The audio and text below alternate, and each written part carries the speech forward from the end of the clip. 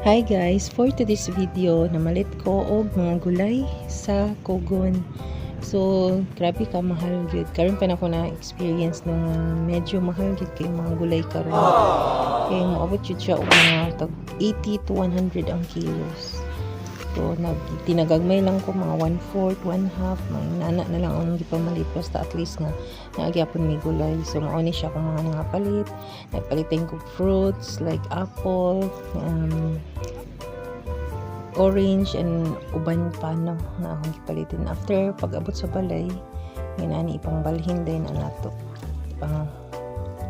Ipang arrange no sa ref kay para ma-preserve iyang ka-fresh. So kana no gipa-boil na nato siya. Gi-steam nato. And while ga-steam nang arrange pud ko para sa mga fruits. Kaya ang akong mga kids, especially Ariel, grabe kina siya makaon. Makaon og kanang fruits gyud. Halos makaon kina siya 2 apples a day or 3 or depende basta na agi prutas sa rep. Ang yun na yung gakaon ng priority. So humana siya steam. So ako na po din siyang ipang arrange diha sa mga plastic bowl ay sa mga kanang sudlanan.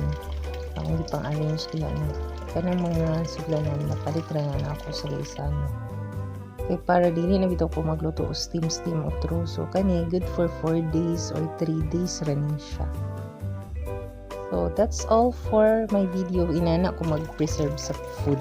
It's either haluan lang nimo siya o kanang mga chicken, meat, or mga salads, like mga salad sauce. So pwede ra kaayo ni siya. Parehas ani sa akong gibuhat, gusto na ko mo ka-on-rich. So butangan lang din ako siya og gold seas nga tuna. O butangan din siya og salad dressing. After sa salad dressing, butangan din siya og kanang cupid na mayonnaise. So nana kay pamahaw, so lami kaayo yung kaon. So mao ni siya na that's all for today. Salamat gid kaayo sa inyong always nga pag-watch sa akong video. Thank you.